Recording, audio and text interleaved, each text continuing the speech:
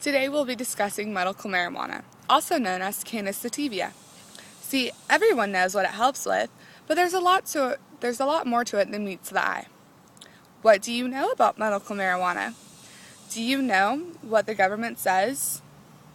See, there's a long list of diseases that medical marijuana helps with, like PTSD, Alzheimer's disease, and a lot of different types of cancers. I was so shocked at what I found during my research, because there's a lot of diseases that could be helped with this drug. Many doctors support the use of cannabis as a means of providing relief to their patients. Currently, 19 states now permit legitimate use of medical marijuana, although the DEA still classifies cannabis as having no medical value. Now, we'll be discussing the government side of the issue and the medical side of the issue. Let's start with the government side of things. The government classifies the drug as a gateway drug because they think marijuana will open the door to worser drugs such as meth or crack cocaine. But many patients benefit from the drug. There's a lot of diseases that can benefit from this drug. Pancreatic cancer is one of the ones that really benefit off of this cannabis. And not only do patients think so, but Judge Gustin L. Reinbach from the New York State Supreme Court says that cancer is a nonpartisan disease, where the government should control what helps and can keep people alive. It is sad that one drug that can give relief to these cancer patients is still illegal. He is quoted as saying he is to speak out as a judge in a cancer patient suffering from pancreatic cancer. Along with the judge's view, there is also a representative from Springfield, Illinois, that agrees that the drug needs to be legalized. Rep. John Lively from Springfield is quoted as saying that he is personally suffering from PTSD and none of the drugs he was prescribed worked, but marijuana does in fact help him out. But there is only a few people who agree that this drug is to be legalized. Now let's go into this medical side. Over 20 major studies in the past 9 years have shown that cannabinoids, the chemical in cannabis, actually fight the cancer cells.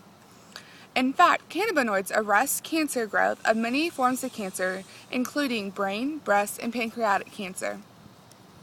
Pancreatic cancer is sometimes called the silent killer, because early pancreatic cancer often does not cause symptoms, and then later symptoms are usually non-specific.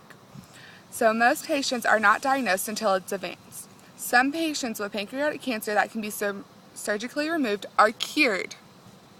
However, due to the late nature of the diagnosis, more than 80% of patients the tumor has spread and cannot be completely removed.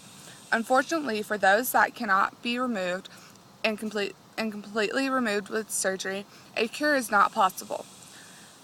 And the average survival is less than 1 year. Pancreatic cancer remains the fourth leading cause of death in the United States. Scientists report that THC slows the growth and/or cause death of certain types of cancer cells growing in laboratory dishes.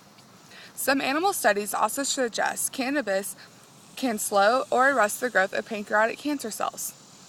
A study where pancreatic cancer was injected with cannabinoids over a 14-day period.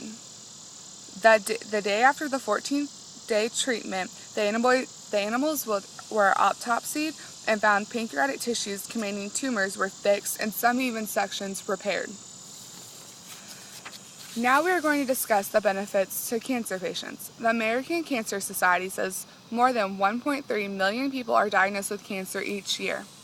300,000 of them will undergo chemotherapy, meaning as many as 130,000 annually may have cannabis recommended to them to help fight the side effects from chemotherapy.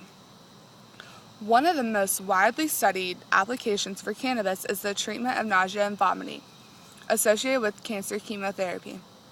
These studies reported that the use of cannabis reduces the symptoms of cachexia, or wasting away syndrome, in which the person cannot eat properly and will begin to waste away. Marijuana calms the stomach, reducing nausea and permitting the patient's appetite to be stimulated. The Office of National Drug Control Policy commissioned the Institute of Medicine, IOM, to assess the potential health benefits and risks of marijuana. The IOM issued its final report in 1999 and concluded, in patients already experiencing severe nausea or vomiting, pills are generally ineffective because of the difficulty in swallowing and keeping a pill down, and the slow onset of the drug.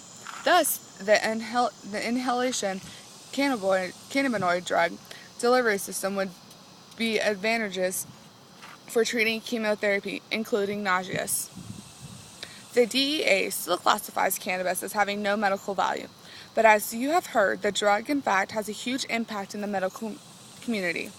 I personally feel the drug is a good thing for cancer patients and people with other types of diseases. Thank you for your time.